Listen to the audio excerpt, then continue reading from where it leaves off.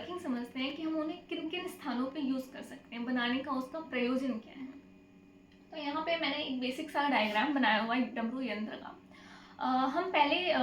हम एग्जाम्पल लेते हैं सिनाबार का। सिनाबार मतलब हिंगुल, HGS। हम उसका एग्जाम्पल लेंगे कि उससे हम सिनाबार से, हिंगुल से हम पारद की प्राप्ति कैसे करते हैं, मतलब हिंगुल से पारद का निष्कासन कैसे करते हैं, उसका एक्सट्रैक्शन कैसे करते हैं।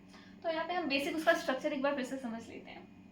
हमने 2 अर्थन पॉट लिए, पहला पॉट दूसरा पॉट, मतलब मिट्टी के 2 घड़े लिए। दोनों को हमें इस तरह से रखना है कि दोनों का मुख आपस में मिल जाए। ये पॉट लिया, ये पॉट लिया। उससे पहले जो हमारा पहला पॉट है, लोअर पॉट है, उसमें क्या करना है, हिंगुल लेना है, उसे कुछ वनस्पति द्रव्यों के साथ हमें क्या करना है, मर्दन कर देना है और उसका लेप करना है। पहला जो पॉट है जिसे हम नीचे रखेंगे उसके तल पे यानी बेस पे उसका लेप कर देना है। अब हमने दूसरा पॉट लिया, उसे हमने उसका मुख जो है इसके मुख पे हमें लगा देना है। इसके बाद अब क्या करना है, यहाँ पे आप देख रहे हैं बेसिक सा डायग्राम है, यहाँ पे संधि बंधन हम कर रहे हैं। संधि बंधन कैसा होता है, संधि बंधन में जो मिट्टी होती है वो घड़े की मिट्टी से थोड़ी सी अलग होती है, उसमें हम मुल्तानी मिट्टी का प्रयोग करते हैं। और कोई भी आपको कॉटन का कपड़ा लेना है या मार्किन का कपड़ा लेना है, उसे गीली मिट्टी में, गीली मुल्तानी मिट्टी में डुबो करके यहाँ पे मजबूत संधि बंधन कर देना है, जिससे कि ये अच्छे से सील हो जाए। जब आपका संधि बंधन अच्छे से सूख जाए तब क्या करना है, इसके बाद कोई हीटिंग डिवाइस लेनी है। कोई चुल्ली का यंत्र हो सकता है, भ्राष्य का हो सकता है, या फिर कोई सिंपल एज गैस स्टोव भी हम यूज़ कर सकते हैं। तो हम अपना हीटिंग डिवाइस लेते हैं और यहाँ पे अपना जो हमारा डमरू यंत्र है उसको उस पर प्लेस कर देते हैं। अब हम यहाँ पे बेसिक सा रिएक्शन समझते हैं कि एक्सट्रैक्शन वाली प्रोसेस होती कैसे है। जैसे कि हमें पता है कि हिंगुल जो है, हिंगुल का केमिकल कंस्टिट्यूएंट क्या होता है, HGS। उसमें पारद होता है और क्या होता है, सल्फर होता है, गंधक होता है। अब हमें यहाँ पे इसके अंदर, हमारे डमरू यंत्र के अंदर तो ऑब्वियस सी बात है थोड़ी सी एयर होगी। अब उस एयर में ऑक्सीजन भी होगा, तो हमारा जो सल्फर है, हिंगुल का जो सल्फर है वो ऑक्सीजन से रिएक्ट करेगा। और यहाँ पे हम इतनी ज़्यादा टेम्परेचर देते हैं, अराउंड 600 डिग्री सेल्सियस तक टेम्परेचर देते हैं। उससे हमारी सब्लिमेशन वाली प्रोसेस होती है। उससे पहले देखते हैं कि जो हमारा सल्फर है वो ऑक्सीजन से रिएक्ट करेगा और सल्फर डाइऑक्साइड बनाएगा। सल्फर डाइऑक्साइड है तो फ्यूम बनेगा सल्फर डाइऑक्साइड का। और जब यहाँ की हीटिंग वाली प्रोसेस होती रहेगी तो वो फ्यूम क्या करेगा, घड़े से एस्केप करने की कोशिश करेगा।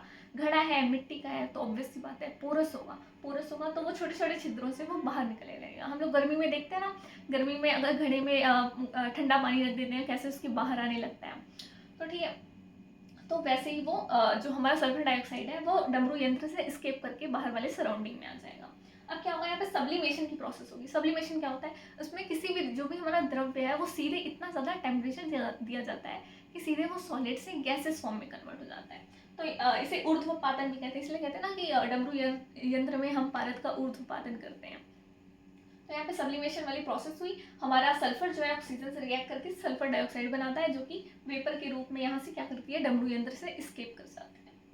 अब हमारा पारद बचा। अब जो हमारा मरकरी है वो भी क्या होगा, पेपर के रूप में जाकर जो ऊपर वाला अपर पॉट है वहाँ पे क्या होगा, वहाँ पे कंडेंस होके, मतलब कि वहाँ पे कलेक्ट होने लगेगा। अब हम वहाँ के कंडेंसेशन के लिए क्या करेंगे, क्योंकि वो तो वेपर रूप में है तो उसे ठंडा करना पड़ेगा ताकि वो वहाँ पे स्टेबलाइज हो जाए। तो उसके लिए हम यहाँ पे वेट क्लॉथ ले रहे हैं। कोई बोरा हो रहा है, उसको हमने शीतल पानी में, ठंडे जल में डाला और यहाँ पे बार बार चेंज भी करते रहना है। ये गर्म हो गया है, सूख गया हमारा वेट क्लॉथ जो है, तो उसे बार बार चेंज भी करना रहता है। तो ये हम प्रोसेस करते जा रहे हैं। तो पूरा प्रोसेस आपको समझ में आया। यहाँ पे हमने इंगुल लिया, उसको गर्म किया और यहाँ पे वो कंडेंस होता जा रहा है और सल्फर डाइऑक्साइड जो है वो घड़े से एस्केप करता जा रहा है।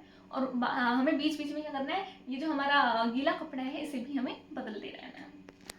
अब हम कब जानेंगे कि हमारा ये प्रोसेस कंप्लीट हो गया है, कब हमें हीटिंग डिवाइस ऑफ करनी है, हम अपने मरकरी को एक्सट्रैक्ट करना है। देखिए, हमने देखा कि जो हमारा सल्फर डाइऑक्साइड है उसकी बहुत ही पेक्यूलर स्मेल होती है। तो सल्फर डाइऑक्साइड जब एस्केप कर रहा है और उसकी स्मेल भी ऑब्वियस सी बात है बाहर की सराउंडिंग में आएगी, तो जब जब उसकी स्मेल आ रही है, जब तक आ रही है तब तक समझना चाहिए कि प्रोसेस हो रहा है। जब स्मेल आना बंद हो जाए तो हमें समझना चाहिए कि सारा का सारा जो पारद है हमारा वहाँ कलेक्ट हो चुका है और हमें हीटिंग डिवाइस अपनी ऑफ कर देनी है, जो भी गैस स्टोव में है ऑफ कर देनी है। इसके बाद हमें इसे श्वांग शीत होने के लिए रख देना है। श्वांग शीत मतलब बिना जो हमारा अपैरेटस है, डमरू यंत्र है, उसे बिना ही छेड़े, बिना ही उसे मतलब कुछ भी उसमें हेर बदल किए उसे वहीं के वहीं रहने देना है। और मोर देन 24 आवर्स के लिए उसे वहीं पे रहने देना है। जब वो बिल्कुल अच्छे से ठंडा हो जाए तो हमें क्या करना है, संधि बंधन अपना खोल देना है और जो हमारा ऊर्ध्वपातित पारद है उसे हमें खरोच करके वो निकाल लेना है आराम से। तो ये हमारी पूरी प्रोसेस थी डमरू यंत्र की अब हम देखते हैं कि इसे हम कहाँ कहाँ यूज़ कर सकते हैं। हम देखते हैं कि हम अपने डमरू यंत्र का प्रयोग कहाँ कहाँ कर सकते हैं। पहला है पारद भस्मीकरण, यानी कि रस भस्म बनाने में हम अपने डमरू यंत्र का प्रयोग करते हैं। और पारद ऊर्ध्वपातन, ऊर्ध्वपातन यानी अपर सब्लिमेशन। तो हम नॉट जस्ट पारद, एक सोमल है हमारा, अर्सेनिक का कंपाउंड है AS2O3।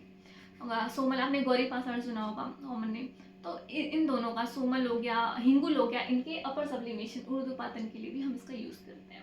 हिंगुल पारद प्राप्ति, जैसे कि अभी मैंने एक्सप्लेन किया था कि हिंगुल से पारद की प्राप्ति करने के लिए भी हम अपने डमरू यंत्र का प्रयोग करते हैं। रस बंधन, पारद के संस्कार जो होते हैं उसमें एक बंधन संस्कार भी है, वहाँ पे भी हम डमरू यंत्र का प्रयोग करते हैं। So that's all for today, thank you.